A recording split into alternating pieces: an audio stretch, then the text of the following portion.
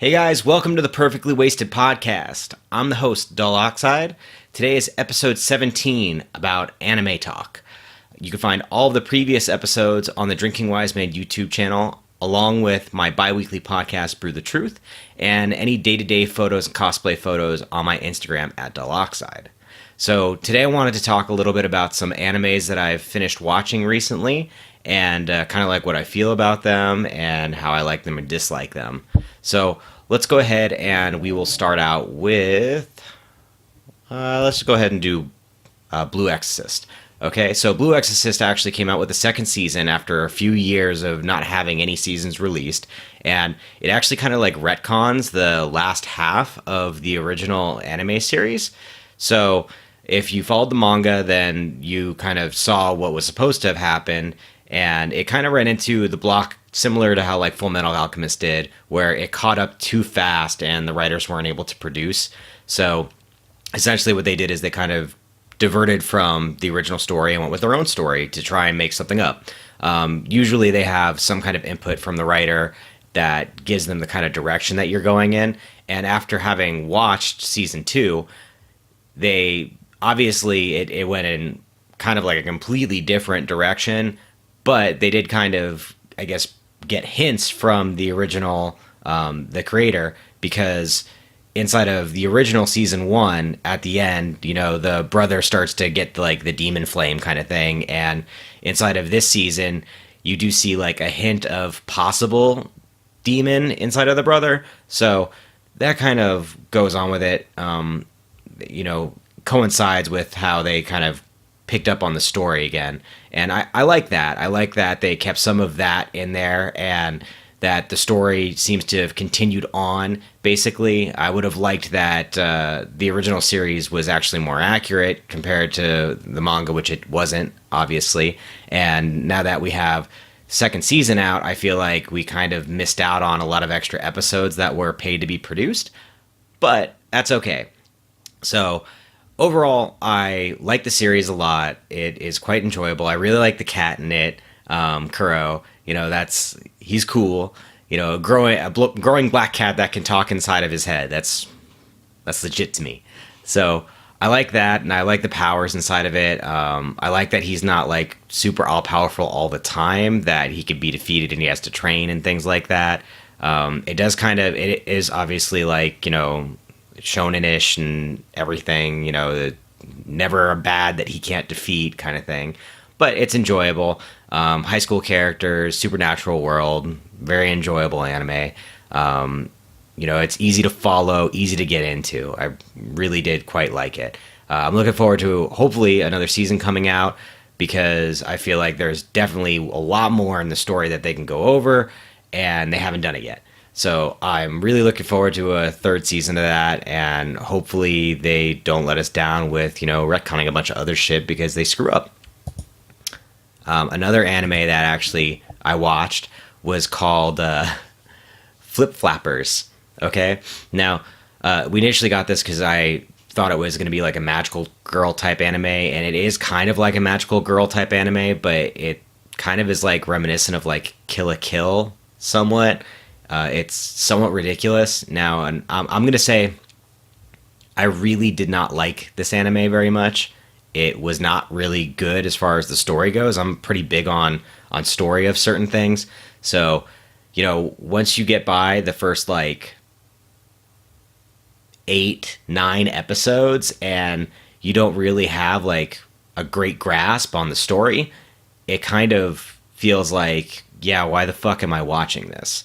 So essentially, I got through the first few episodes and I was like, okay, we haven't really gotten to know any of the characters for any reason. All we know is that there are these two girls, and one of them flies around on like a hoverboard, which the technology doesn't appear to be anywhere else in the entire world. Okay. She's slightly off, and when she gets with the other girl, they can be teleported to a different world. Okay. Cool. Why does it happen? We don't know. How's it happen? We don't know. Where'd the power come from? We don't know. You actually go through the entire series not knowing these things. All right? Now, they do have a reveal in the last couple of episodes, and that reveal does kind of show some things, but after watching the entire series, I feel like it kind of had like an Inception type feel to it. So I'm not sure if anyone else had picked this up when they watched it, but at the latest point inside it, I'm going to spoiler right here, so go ahead and tune out for like the next 30 to 40 seconds if you haven't seen this and plan to. But basically what happens is that you go through and then you find out that the power is given to the girl by her mother, and that her mother also had the power to get into this extra world. But they never explain how she got it, and they never explain how the girl who was initially inside of this world got out of the world in the first place. So if you didn't pick it up, what I think is that they were just in the world the entire fucking time, and the mother created this whole story with the people that she knew just to give her daughter an adventure, basically. So they're continuously in the world all the time, never have left it, ever.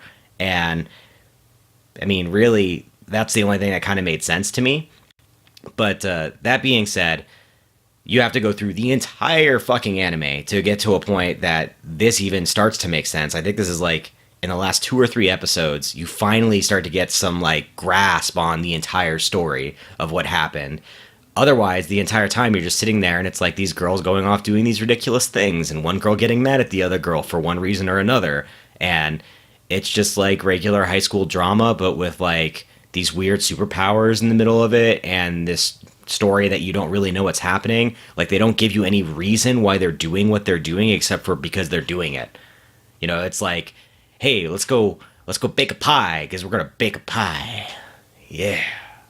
And so that's what they do, is they go through and they have to find these pieces of the world, I guess, that the mother split off, to try and get it all back together again so they can bring her back, kind of thing. And that's what you find out at the end, but you have to go through the entire thing to do that. So overall, was not very impressed with it. Wouldn't really recommend it. Some of the scenes were really kind of cool looking, I guess. The magical girl outfits are actually kind of cool, but I have no idea where the fuck they got the basis from, because there's nothing inside of the entire anime that would have basis in, like, fairies, really, except for that they could possibly be inside of a fairy world. So, because they didn't really elaborate on it very much, it kind of sucks. So, yeah, I just avoid it, because it's not that great.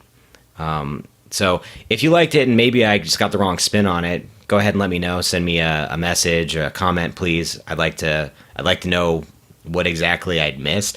Part of the reason I watched this is because it got a kind of high review, and I don't like not watching things all the way through if they get high reviews, because I don't want to be like the person that misses like that really good thing that happens at the end. In this case, I don't think you'll miss anything by skipping this. So another anime that I watched was March Comes In Like a Lion. It's about a shogi player who is in middle school when he becomes professional and starts out his life on his own, basically being a professional player. And it's slice of life. It is like a cute anime, and the problems that the guy deals with inside of it are like life problems that he's going to have outside of living with his family, basically. So it's really cute. I don't want to ruin anything for anyone on it, because actually I do recommend watching it if you like slice of life animes.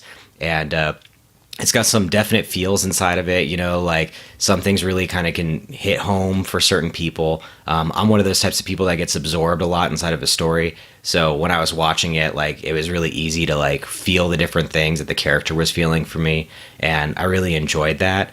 So I'd highly recommend it. Yeah, obviously it's kind of boring if you're not into like chess and things like that.